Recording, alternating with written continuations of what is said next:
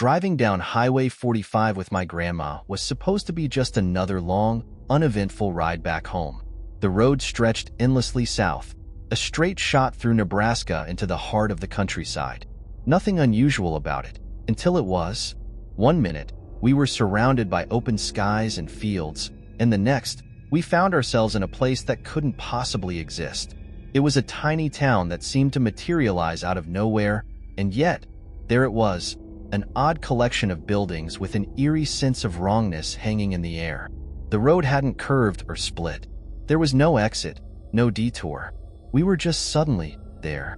The town looked like a dream someone once had about what a small, American town should be. It felt fake, like a movie set or something drawn by someone who had never actually seen the real thing. The streets were eerily quiet, the air thick with stillness. The few cars we saw were relics of another era, frozen in time. Old but not vintage, just wrong. And then there was that building. At the end of the one and only street, this massive gray and black structure loomed like it owned the place. It could have been a church or a town hall, with 4 towers stabbing upward like accusing fingers. It felt like it was watching us. My grandma was trembling next to me. She didn't say a word at first, but her wide eyes and the way her hands clutched at her lap told me everything I needed to know.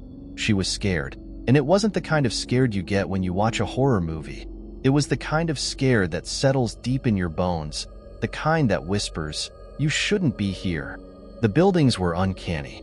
Some had windows positioned halfway between floors, like no one inside was ever meant to see out. Others had no doors or signs at all, just blank facades that seemed to mock the idea of utility. And the forest? The trees were so dense and gnarled they practically leaned into the road, their branches scraping against my car like they were trying to keep us there. Grandma finally spoke, her voice tight and shaky. "We need to leave. Now." I didn't argue. If she hadn't been there, I might have parked and gone exploring. My curiosity burned, but her fear extinguished it. As I turned the car around, I kept expecting something to stop us. The buildings felt alive, like they were silently daring us to try leaving. But we did. Slowly, the strange town fell away as we re-entered the oppressive forest. The road was narrow, the trees pressing in on either side as if trying to close the path behind us. And then, just like that, we were back on the highway. But something wasn't right. We were heading north now, back the way we'd come, even though I knew I hadn't turned that way. Grandma was pale, her hands gripping the door handle as if she expected the town to reach out and drag us back. Against every instinct, I made a U-turn to head south again. I had to know, had to see if the town was still there. But when we reached the spot where it had been, there was nothing. No dense forest, no eerie buildings, no looming gray structure. Just the same empty highway, stretching on like it always had. Grandma was silent for most of the drive after that, but her hand didn't leave her lap, trembling ever so slightly. I checked maps, asked locals, even scoured the internet once we got back home. But there's no record of any town like that along Highway 45. It's like it never existed, or maybe it was never meant to. What was that place? A forgotten fragment of time? A trap laid for the curious? Or something darker, something that shouldn't have let us leave? To this day, I don't have the answers, and I'm not sure I want them. But one thing's for sure. If you ever find yourself driving late at night and stumble upon a town that feels just a little too quiet, a little too perfect, keep driving. Some places aren't meant to be found. In October 2013, I was 21 years old, working late shifts at a warehouse from 3 p.m. to 11 p.m. It was a routine job, and every night after work, the parking lot would come alive with coworkers heading home. I noticed a small but consistent pattern. Most of them turned right as they left the lot, heading toward the more populated areas, while a handful of us, maybe 2 or 3, would always turn left. It wasn't something I thought about much, just one of those small quirks in daily life. That night, however, I found myself turning left alone. The 2 coworkers who usually drove the same way had left earlier, and I had stayed behind to finish a few things. As I approached the first traffic light, an SUV pulled up behind me. It seemed odd because the road had 2 open lanes, yet the driver chose to stay directly behind me when they could easily have passed. Still, I brushed it off and waited for the light to change. Once it turned green, I drove on, maintaining a steady speed of about 70 miles per hour in the left lane. The SUV stayed right on my tail, its headlights glaring in my rearview mirror. I switched to the right lane, hoping the driver would pass, but instead, they mirrored my move. That's when the unease started to set in. I tried speeding up to see if they'd fall back, but the SUV matched my pace. I slowed down, hoping they'd get tired of this game, but again, they adjusted their speed to stay behind me. By this point, I wasn't just annoyed.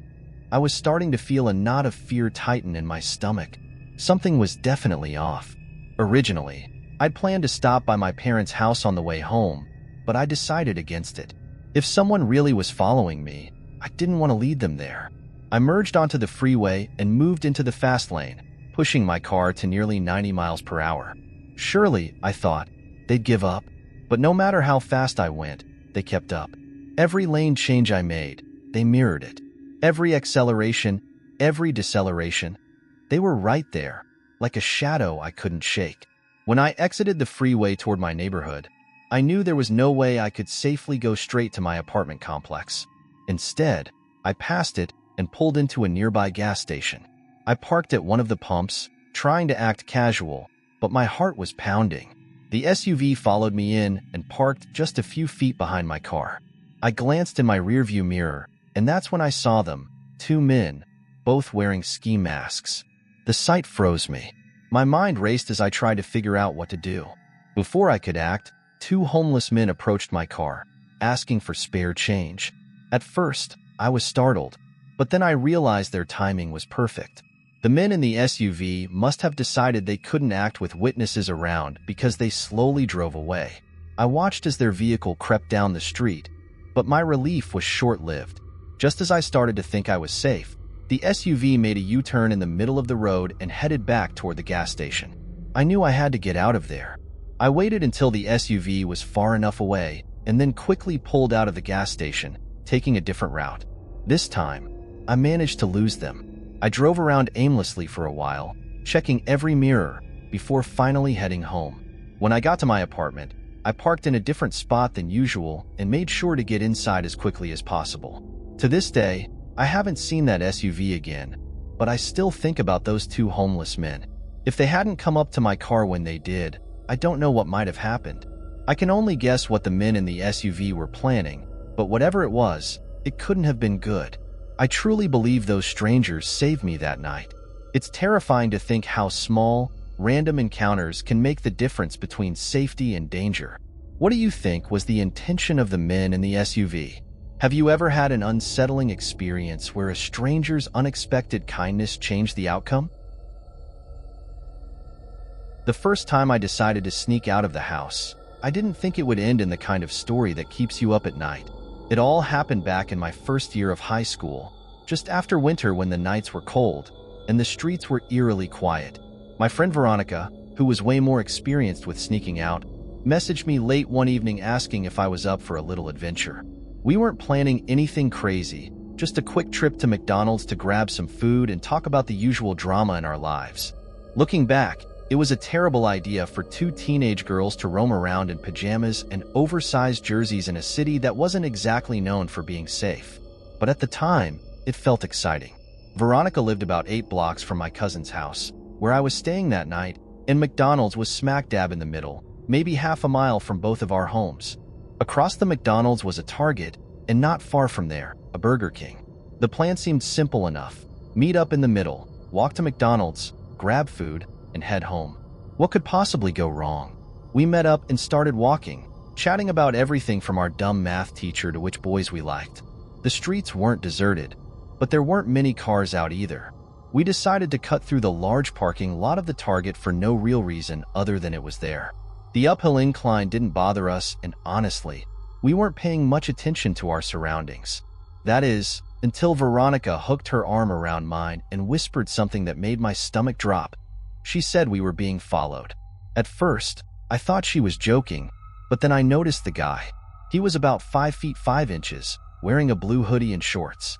He wasn't doing anything particularly threatening, just walking behind us, but something about him felt off. Veronica started walking faster, but I squeezed her arm and told her to slow down. I didn't want him to realize we'd noticed. My parents had drilled into me the importance of being aware of my surroundings, but in that moment, I was laughing nervously, trying to play it cool while Veronica was clearly freaked out. We decided to head into Target to lose him. As we crossed the street, I glanced back and saw him crossing too. Inside the Target parking lot, I FaceTimed my cousin, half laughing as I explained what was going on. Veronica, meanwhile, was practically in full panic mode. We agreed to sprint the rest of the way to the Target entrance. Once inside, we walked around for a while to make sure he hadn't followed us in. Thankfully, it seemed like we'd lost him. We went to the glass windows near the entrance and sat down, trying to figure out our next move. That's when Veronica noticed him walking past the store, heading back in the direction we'd come from. I called my older brother for advice, but he told me to call my cousin instead. She agreed to come meet us with her boyfriend, who was built like a linebacker. While we waited, a man approached us. He looked to be in his late 50s and said he'd seen the guy following us. He'd been in the McDonald's drive-thru and noticed the man trailing us, then watched us rush into Target. He wanted to make sure we were okay. We thanked him and reassured him that family was on the way. When my cousin arrived with her boyfriend and her dad, we finally felt safe. Of course, I got caught sneaking out, but my cousins didn't tell my mom. Instead, Veronica and I went back to my cousin's house, where we stayed up talking about the whole ordeal. Knowing that someone else had seen the guy and confirmed our suspicions made it all feel so much more real. Since then, I've been followed a few more times, and each time it adds to the anxiety I feel whenever I'm out walking. I learned my lesson that night. Sneaking out might feel like a fun, rebellious adventure, but it's not worth the risks. And honestly, I don't think I'll ever walk alone at night again. What about you? Have you ever had a similar encounter that made you rethink your safety? It happened back in the summer of 2014 when I was about 12 years old, a night that still sends chills down my spine. It was late, around 11 p.m., and I was lounging in the living room when my mom walked in, asking if I wanted to join her to pay the water bill. For some reason, I loved late-night drives, especially when they felt random and unplanned, so I quickly agreed. My mom, my sister, and I hopped into the truck, and we set off toward the water tower, chatting and laughing as we drove down the moonlit road. The air was calm, and everything felt normal, at least at first. The area we lived in was rural, with almost no streetlights to brighten the night. The darkness outside the truck windows felt heavy, almost alive, and I couldn't help but feel a creeping unease. We arrived at the water tower, and as soon as I opened the truck door to get out, I froze. There was a strange noise, soft at first but unmistakably coming from the direction of the tower. It wasn't the usual sound of wind or wildlife. It was something entirely different, something that made the hair on the back of my neck stand up. I turned to my mom and told her I was hearing something odd, but she just laughed and brushed it off, thinking I was being my usual scared of the dark self. I reluctantly stepped out of the truck, every nerve in my body screaming at me to stay inside. Slowly, I approached the drop box where we had to leave the payment envelope. The entire time, my ears were straining to catch any more of that eerie sound. I hurried back to the truck as quickly as I could, and my mom laughed at how nervous I was. She started driving us away from the water tower and back toward the highway, but my sense of unease only grew stronger. And then it happened. Without warning, a massive shadow swooped in front of our truck. It was huge, easily about 8 feet tall, with wings that seemed to stretch 10 feet wide. The creature was gray, its body shaped disturbingly like a human's, but its wings and the sheer size of it were anything but human. It moved with a slow, deliberate glide, just above the ground, and then ascended back toward the tower before descending again in a hauntingly deliberate arc. For a moment, it felt like time had stopped. My mom and I were frozen, unable to process what we were seeing. My sister, who had been too engrossed in her phone to notice, looked up in alarm as we both started screaming. My mom slammed her foot on the gas pedal, pushing the truck as fast as it would go. She yelled at me to check behind us and make sure the creature wasn't following. My heart was pounding as I turned, half expecting to see those enormous wings chasing us down the road. Thankfully, it wasn't. When we got home, we rushed inside the house. locking every door behind us. None of us slept that night, and I couldn't stop the tears from coming. The fear of what we just experienced was overwhelming. I later learned there's a conservation area near the water tower, and I couldn't help but wonder if that's where the creature lives, hidden away in the darkness, far from human eyes.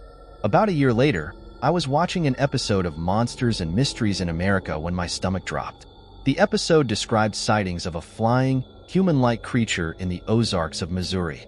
The men interviewed on the show described it exactly as we'd seen it: the gray color, its massive wingspan, the humanoid shape, and how it swooped in front of their car, just like it had with us.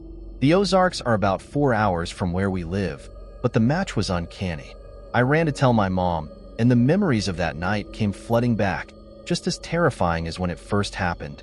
I know some people might dismiss this as a made-up story or exaggeration, but I don't care whether anyone believes me. My mom and I know what we saw that night, and it's something I'll never forget. The question that still haunts me is this: what exactly is this creature, and how many others have encountered it but stayed silent? Could there be more of them out there, hidden in the vast wilderness, just waiting to be seen by the unlucky few? What do you think this creature could be? Have you ever had an encounter with something you can't explain? Let's discuss it. You never know who might have a story just like this. The night I turned 18, I took a part-time job at CVS to save up for college. As the youngest employee, I got stuck with the night shifts, which didn't bother me much. Quiet evenings meant I could scroll through my phone or organize shelves without much interruption.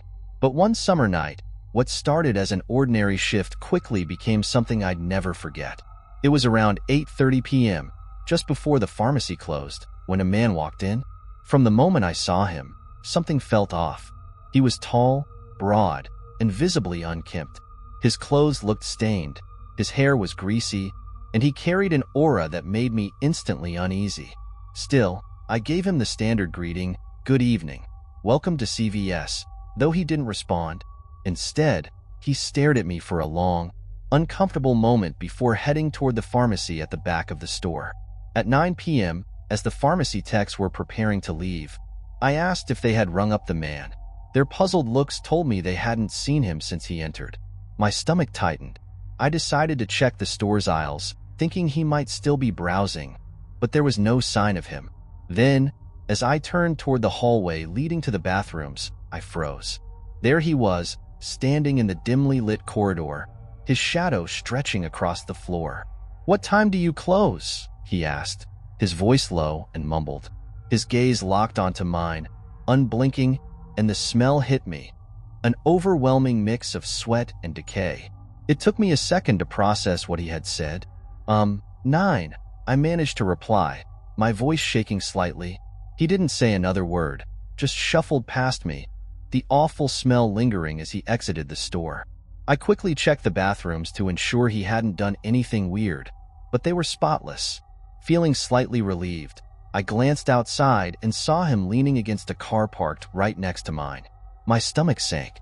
As my shift ended, my manager walked me to my car, but the man was still there, watching from the shadows. I got into my car as quickly as possible, locking the doors the moment I sat down. The man got into his car too, and I couldn't shake the feeling that this wasn't a coincidence. Driving home, I kept glancing in my rearview mirror. The man's car followed me through every turn, sticking close no matter how many random streets I took. Panic set in as I realized he wasn't just heading in the same direction. He was following me. My heart raced as I made a split-second decision to take an alternate route, circling through streets I knew like the back of my hand. I sped up, turning sharply and cutting through side roads, hoping to lose him. Finally, after a tense 10 minutes, his car disappeared from my mirrors. I drove home as fast as I could, my hands gripping the steering wheel tightly. Instead of parking in the driveway, I pulled into the garage and quickly shut the door, making sure my car was hidden from view. I sat there for a moment, heart pounding, before heading inside. That night, I stayed awake, listening for any sound of a car outside, but none came. Thankfully, I never saw the man again, but the memory of his piercing stare and the way he lingered in the dark parking lot still haunts me. Now, every time I think back to that night, I can't help but wonder, what was his plan? Did he know where I worked or lived? And more importantly, what would have happened if I hadn't noticed him following me? What do you think his intentions were? Have you ever had a similar experience?